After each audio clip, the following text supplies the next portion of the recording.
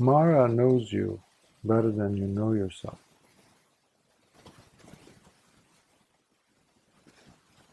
Māra knows your heart, the secrets that lie inside your heart. Things that you don't even know, you can't even remember. Māra has access. That's why so many people fall.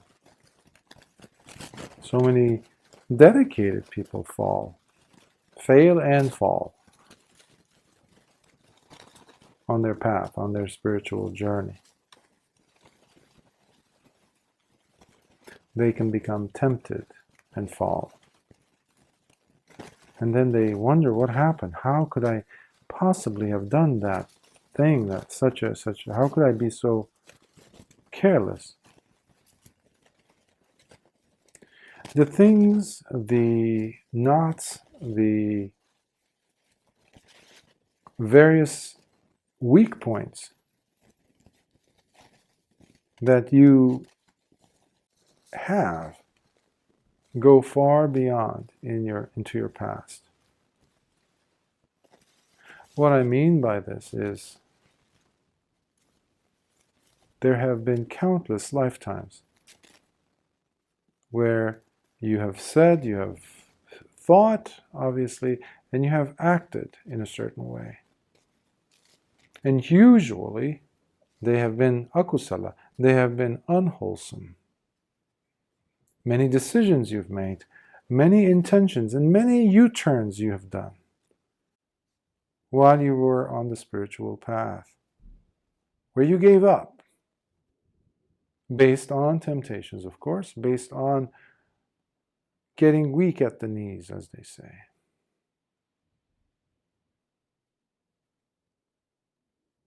Under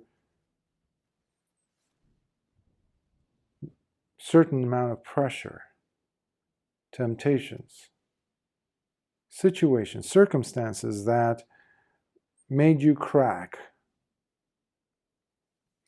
Those leave a mark on your psyche, in your heart. Those are like those grooves, if you think of it, on a wooden platform or on a piece of wood, or even a metal like gold or silver. If there's a groove, a streak drawn on it, so there's this line that goes through it. If you're going to draw or drag another line through it, create another groove next to it, you need to be extra careful, because chances are, because of the proximity of that groove, your new groove, your new line will fall into the old line. That's a habit. That's a habitual pattern. A tendency, if you will. Underlying tendency. We have a term for it in Buddhism. In the Dhamma, we call it anusayas. The underlying, hidden, dormant, latent tendency. And even if you make a vow, a determination, and you're going, you're very gung-ho about this, you're unshakable in your will, something might happen, and you will fall back into the old groove of things. Māra knows that, because Māra has access to your past lives. You don't remember them, but Māra does. It's like open access. That's why you're dealing with the most cunning, deceiving element, if you will. Even if you don't accept it as an entity, nevertheless, the tendencies, they are your enemies. So Māra works thanks to your kilesas, the defilements in the heart that are blocking you from really living and seeing and understanding and realizing the Dhamma, which we would call Nibbana, the experience of Nibbana. It is being blocked. Lord Buddha calls it, when he's addressing the bhikkhus, he says, luminous, brilliant is the heart, bhikkhus, but it is obscured, it is blocked by the underlying tendencies, the kileshas.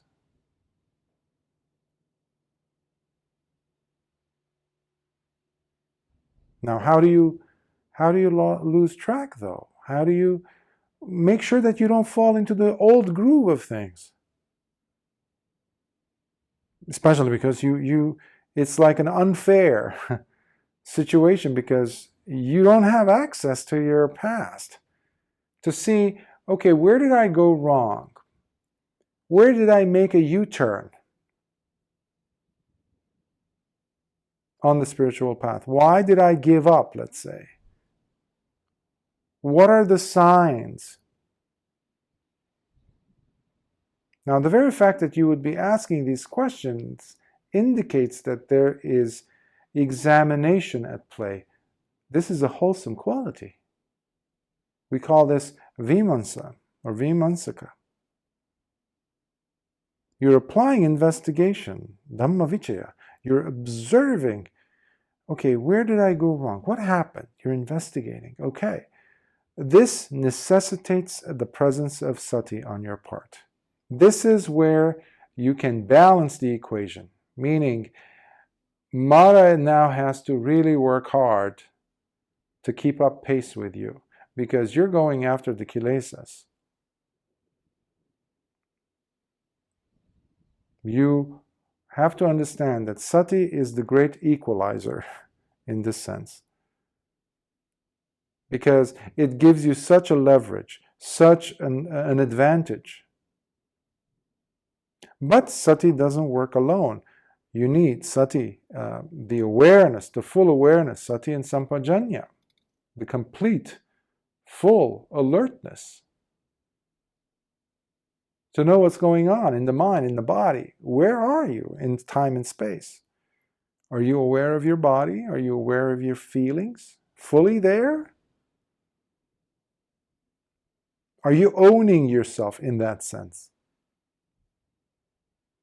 Now remember, I said sati doesn't work by itself. Here you need the combination of sati with sila, activated by sila. The training rules to purify your mind through virtue, virtuous upbringing, that no school can do that for you. You, with the help of sati and sampajanya, can bring that about.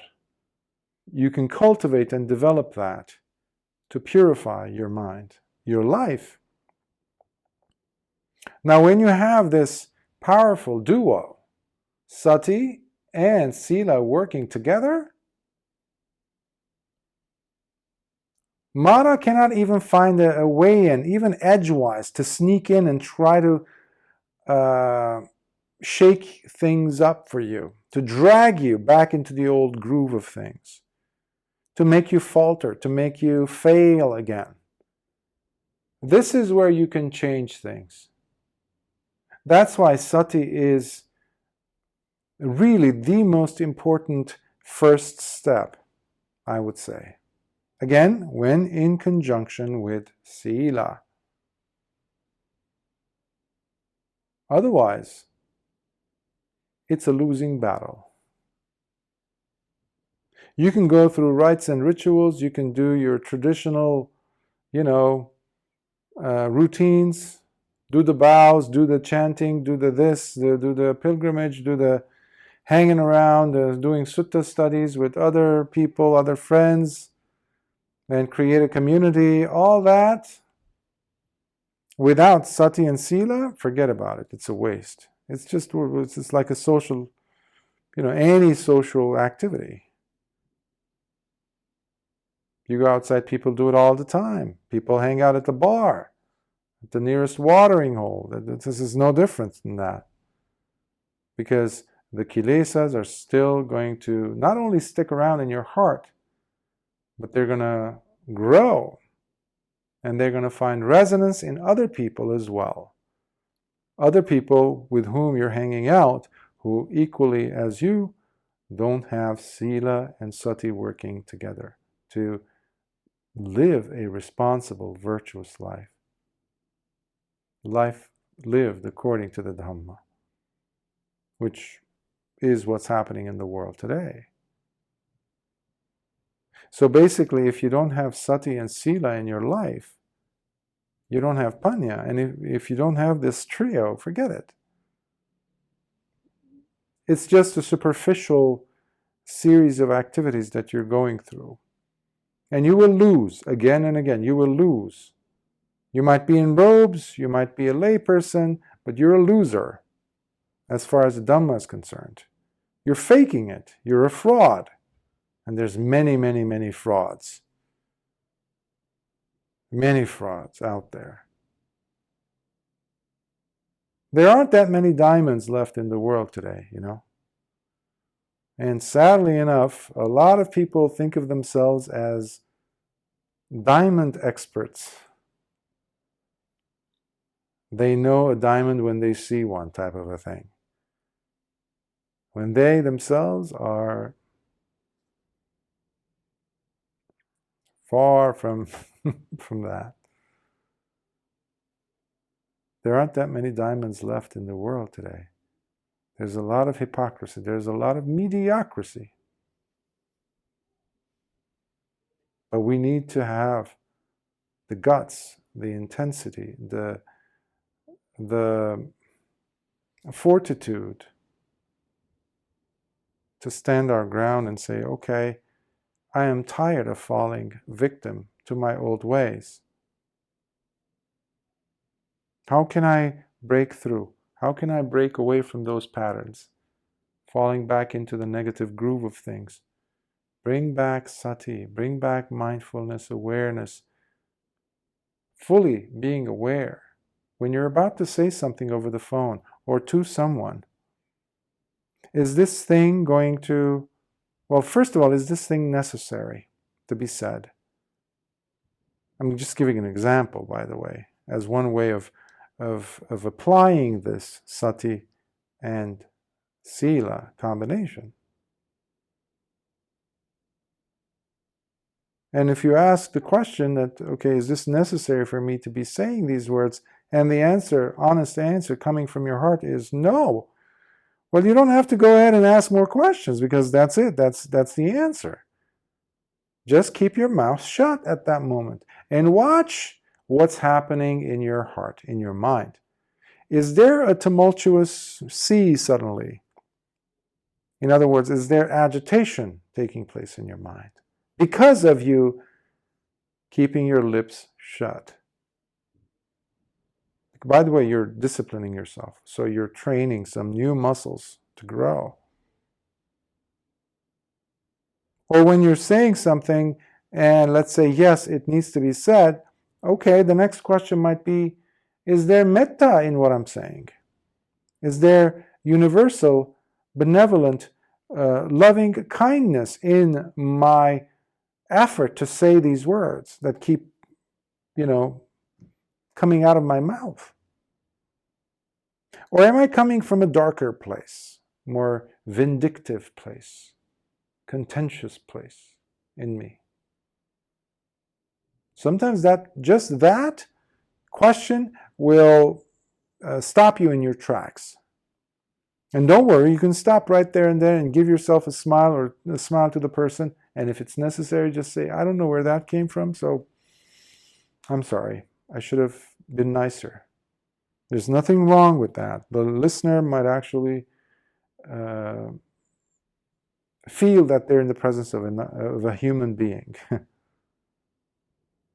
So just these two examples already say so much, and they have introduced for you sati and sila, by the way, because you're practicing also the fourth training rule, which has to do with verbal actions, vacha kamma, or kamma vacha. What is that? Musavada. Musavada is the wrong speech that you're abstaining from. Because you were coming from a wrong place, unwholesome, akusala place. Already you are stopping Māra in his tracks, by the way. So when a person says we don't have any choice anymore, that's true in life, generally speaking. In the society that we live in the world that we live in, we don't have any choices. But you can have a choice only in the presence of sati and sila. You can say no to things that everyone is saying yes to. You don't have to follow the herd, which, by the way, Māra loves engaging in, playing the shepherd. And everybody will be the sheep that will follow the shepherd. Because Māra knows everyone's heart.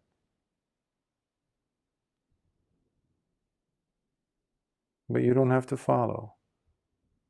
This is your life. That's why you have a choice.